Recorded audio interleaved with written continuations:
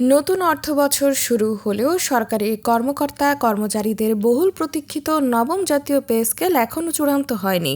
বিষয়টি বর্তমানে প্রশাসনিক পর্যালোচনার পর্যায়ে রয়েছে এবং এ পর্যন্ত নতুন বেতন কাঠামো সংক্রান্ত কোনো গ্যাজেট বা প্রজ্ঞাপন জারি হয়নি।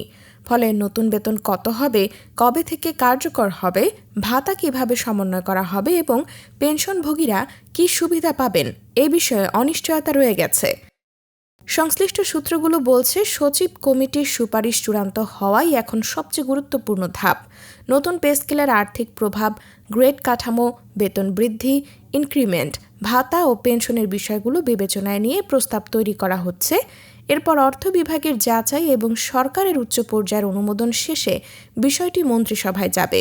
মন্ত্রিসভার অনুমোদনের পরই গ্যাজেট প্রকাশের পথ খুলবে।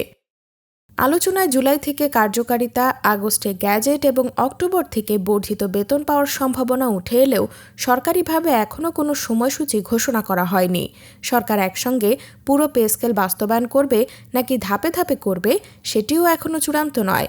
একটি সম্ভাব্য প্রস্তাবে প্রথমে মূল বেতন বৃদ্ধি এবং পরে বিভিন্ন ভাতা সমন্বয়ের কথা বিবেচনা করা হচ্ছে।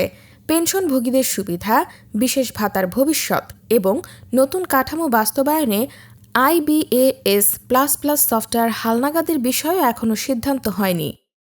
সরকার চাইলে গ্যাজেট পরে প্রকাশ করেও আগের কোনো তারিখ থেকে পে স্কেল কার্যকর দেখাতে পারে। তবে সেক্ষেত্রে অ্যারিয়ার ও বকেয়া পরিশোধের বিষয়টি প্রজ্ঞাপনে স্পষ্ট করতে হবে। সব মিলিয়ে সরকারি চাকরিজীবীদের জন্য নতুন পে স্কেলের অপেক্ষা এখনও শেষ হয়নি। এখন সবার নজর সচিব কমিটির সুপারিশ, মন্ত্রিসভার অনুমোদন এবং চূড়ান্ত গ্যাজেট প্রকাশের দিকে।